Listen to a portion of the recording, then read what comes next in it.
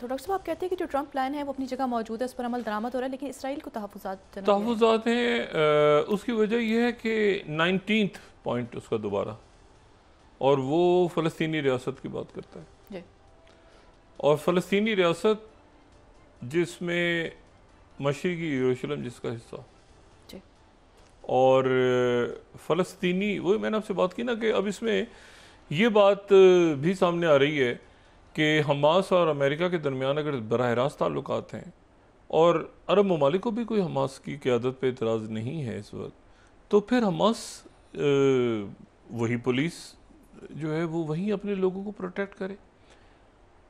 अब ये कौन से लोगों को, एक तो नुकसान कौन से लोगों को हो रहा है, एक तो ये कि वो जो शहीद हो रहे हैं, जी दूसरा ये कि वो जासूस जो पकड़े जा रहे हैं अंदर, जी जो कि एड और ये और वो सारा अंदर गए थे, तो उनको फिर उसके बाद हमास के लोगों ने वजाहत की है। आज उन्होंने कहा है कि एक तो ये कि हमने कुछ भी नहीं किया उन लोगों को जिन्होंने सबके सामने एतराफ़ किया, मीडिया के सामने और मीडिएटर्स के सामने। सही ये इंटरेस्टिंग बात है, मीडिएटर्स के सामने, इमदादी टीमों के सामने उन्होंने एतराफ़ किया कि वो यहाँ पे खाना जंगी के लिए आए थे और मुख्तलिफ़ असलहा लेके और वो दाखिल हुए थे, और वो पूरा प्लान हमने नाकाम बना के उनको सज़ाएँ दी हैं और उनका पहले से। लेकिन बहरहाल कोई सिस्टम तो बनेगा ना, अदालती निज़ाम बनेगा। ये गज़ा की तबाही से पहले वहाँ पर पुलिस थी, बाकायदा प्रॉपर पुलिस सिस्टम था, अदारे थे, हॉस्पिटल्स थे, बाकायदा सारी वहाँ पे दुनिया रहती थी। ये तो बर्बाद कर दिया पूरे उस खित्ते को। तो एक तो ये है कि अक़वाम मुत्तहिदा के मैंडेट के ज़रिए वो फ़ौज आएगी, तो वो फिर अच्छा। दूसरा ये कि आहिस्ता आहिस्ता तो पीछे हटना है ना येलो लाइन से, जी क्योंकि हमास के लोग ये कह रहे हैं कि पास जाते हैं तो वो पहले गोली मार देते हैं। ये ज़्यादा शहादतें इसलिए हुई हैं कि वो ज़रा से उस येलो लाइन के पास आए, तो इधर मतलब ऐसे आप यूँ देखें कि एक इमारत है और उसका मलबा ऐसे गिर गया है, तो इमारत मलबा उसमें दरमियान में जी येलो लाइन गुजार दी है, वो फौजी बैठे हुए दरमियान में। अब वो इधर अपने मलबा उठाने आते हैं घर का, तो गोली मार देते हैं, क्योंकि वो मतलब वो एक अजीब सा एक ही येलो लाइन उन्होंने ऐसी खींच दी है, बीच में इजरायली फौज बैठी। इसको पीछे तो हटना है ना, तो इसको पीछे कैसे हटना है? और फिर उसके बाद यूरोप और सारे वो ममालिक जो फ़लस्तीनी दो रियासती मामलात के ऊपर, और फिर कतर का और पाकिस्तान का और कई मुल्कों को ये स्टांस के 67 के बॉर्डर तक जाएंगे। ऐसे तो देखिए उन मुल्कों के हाथ में जो हमास के साथ जहाँ गुफ्तगू होती थी वही गारंटर्स हैं, यानी इजिप्ट। ये पूरा प्लान ही इजिप्ट का था ना, इजिप्ट ने, सऊदी अरेबिया, ये उसके बाद कतर और तुर्किया। अच्छा, और ये जो है ये इनके सामने सारा हो, तो अमेरिका ने मीडिएटर्स को कहा है कि आप ज़रा देखें कि ये क्या हो रहा है वहाँ पे अंदर। मीडिएटर्स की तरफ जवाब ये है कि जी ये तो कत्लेआम इसराइल कर रहा है, जी जाहिर तो इसराइल कर रहा है, यहाँ तो कुछ नहीं हो रहा। अब इन हालात में वापस आ रहे हैं। अच्छा, मैं ये जैरेड कुशनर भी आ रहे हैं साथ, और वो देखें वो भी उनकी वापसी हो गई है, लेकिन एक और शख्सियत यूरोप के अंदर उनकी एक अपनी तारीख़ है, एक पूरा कल्चर। तो एक बड़ी वहाँ पर अजीब व गरीब किस्म के एक वाक़या पेश आया है वहाँ पे, और वो है जो प्रिंस एंड्रयू, प्रिंस शाही ख़ानदान में प्रिंस एंड्रयू। ये प्रिंस एंड्रयू जो हैं ये किंग चार्ल्स के भाई हैं छोटे, यानी बादशाह सलामत के छोटे भाई हैं। यानी क्वीन एलिज़ाबेथ जो हैं, क्वीन एलिज़ाबेथ की 4 औलादें है ना, एक तो किंग चार्ल्स, एक शहज़ादी एन, वो 75 साल की हो गई हैं। ये जो हैं ये 64 बरस के हैं, ये एंड्रयू, और उसके बाद फिर एडवर्ड। लेकिन हुआ यह है कि जो प्रिंस एंड्रयू हैं उनसे उनके भाई ने, बादशाह ने, अपने छोटे भाई से, और ये एक बड़ी अजीब सी बात हुई है, 100 साल पहले कोई वहाँ पे कोई शहज़ादा था, उसका चार्ल्स एडवर्ड ही नाम था, वो जर्मन के साथ मिल गया था, उससे दूसरा वाक़या पेश आया। सारे शाही एजाज़ात छीन लिए, सारे शाही एजाज़ात छीन लिए प्रिंस एंड्रयू से, यानी चार्ल्स और एन और यानी एलिज़ाबेथ और फिलिप के बेटे। और इसलिए छीने हैं कि इनके ताल्लुकात जो हैं वो जेफरी एप्स्टीन के साथ साबित हो गए, और जेफरी एप्स्टीन के साथ फारिग हो गए। और साथ ही जो एक दूसरा वो कहते हैं ना बुराई जो है ना वो फिर एक साथ ही आती है, ना सिर्फ ये कि इनके वो तो सारे एजाज़त छीन लिए और प्रेशर अब ये पड़ रहा है कि जो प्रिंस का टाइटल है वो भी छीन लिया जाए। सारा फर्गुसन इनकी एहलिया थी, उनसे अलहदगी हो गई थी बहरहाल। लेकिन ये है कि इसमें जो एक बड़ी अजीब सी वहाँ पे डेवलपमेंट, अब ये ज़ाहिर है बरतानिया के में और यूरोप के अंदर इस तरह से वहाँ पे शाही ख़ानदान आपस में शादियाँ, फ्रांस ये वो हंगेरियन एम्पायर ये सारा, तो वहाँ पर बड़ा गौर से इसको देखा जा रहा है। लेकिन इसमें जो एक दूसरा इशू है वो ये है कि ये 3 दफ़ा ये पता चल रहा है कि ये भी जासूसी कर रहे थे।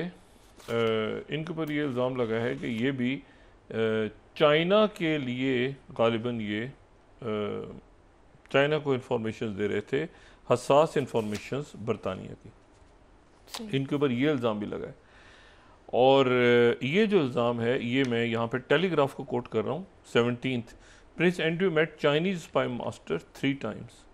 तो एक तो वो हो गया, और फिर उसके बाद BBC 18th अगर हम दिखा सकें, ये अप्रैल में लगा था, Prince Andrew and Chinese spy prepare for more code. ये भी जनाब चाइना के, इनके ऊपर ये इल्ज़ाम भी लग गया। और ये जो है ये इनकी तस्वीर आ गई हैं, जो है वो ये वर्जीनिया गॉफरी की एक एक किताब उनकी आ रही है, वो ख़ुद नहीं है लेकिन किताब आ रही है, तो उसमें उन्होंने तस्वीर और बाकी सारे इनके इशू किए हैं। तो वो एक बहुत बड़ा स्कैंडल बरतानिया में जन्म ले रहा है कि बादशाह जो है अपने भाई से सारे एजाज़ात छीन रहा है, जगह भी शायद ना छोड़े। यानी वो जहाँ रहने की जगह है कि वो शाही होता है ना, ड्यूक ऑफ यॉर्क और वो सारा, वो सब ख़त्म हो गए। तो फिर क्या करेगा बंदा, तो ये कुछ नहीं किसी को पता। अच्छा, तो ये एक तो ये बात हो गई। और ये बात जो है ये मेरा ख्याल है काफ़ी इसकी सिग्निफिकेंट। दूसरी मैंने आपसे बात की थी ना कि ये मुल्क सारे चूँकि हमास के साथ हैं जी, तो अक़वाम मुत्तहदा का मैंडेट मिलने जा रहा है। पहले कैसी बात अजीब थी कि अक़वाम मुत्तहदा होगी नहीं, गज़ा ह्यूमैनिटेरियन फाउंडेशन बनेगी, ये बनेगी। प्रेसिडेंट ट्रंप जो है इसको, इस डील को अभी तक तो वो आगे कामयाबी से ले जा रहे हैं, ठीक है ना। ये वाक़यात होंगे, मतलब ये झड़पें आगे पीछे, लेकिन वो सीज़ फायर अपनी जगह इंटैक्ट है, वो प्लान आगे पीछे नहीं हो रहा। बल्कि इस दौरान एक और बात ये भी हो रही है कि वो जो फ़लस्तीनी ट्रेन किए थे इजिप्ट ने और कायरो ने और जॉर्डन ने, ये बात हो रही है कि क्या उनको हम भेजें फ़लस्तीन के या गज़ा के लोग ही काफ़ी, मतलब ये भी टॉक्स चल रही हैं हमास के दरमियान और इजिप्ट के और कतर के दरमियान कि इन्हीं को अगर यहाँ रखेंगे, यही तो घर है, यहीं बंदा रहेगा, अपना घर भी तामीर करेगा, यहाँ पर आके जो है ये सर्विस भी देगा, ठीक है ना, कंस्ट्रक्शन भी करेगा, यहीं तो हमें क्या ज़रूरत है बाहर से लाके लोगों को बसाएं और फिर उनके लिए घर बनाएं और फिर वो लोकल पॉपुलेशन के साथ कैसे। तो ये अब, और ये वही फार्मूला है जो फार्मूला सीरिया में कामयाबी से हो चुका है कि अहमद शरा के साथ देखें ना, SDF वो सारे वही लोग हैं, उन्होंने बताया वो सारे जो लोग थे वो उनकी फौज बन गई अहमद शरा की सीरिया। यही तो मैं अफगान भाइयों से कहते हैं कि अपने मुल्क को आप बना लेना, जल्दी अदारे बनाए सारे। इस वक्त तो दुनिया आपको मान चुकी होती है और पाकिस्तान सबसे ज़्यादा हेल्प करता, लेकिन यह है कि आप पाकिस्तान को ही उल्टा पड़ गए वो तो मामला बड़े ख़राब हो जाएंगे।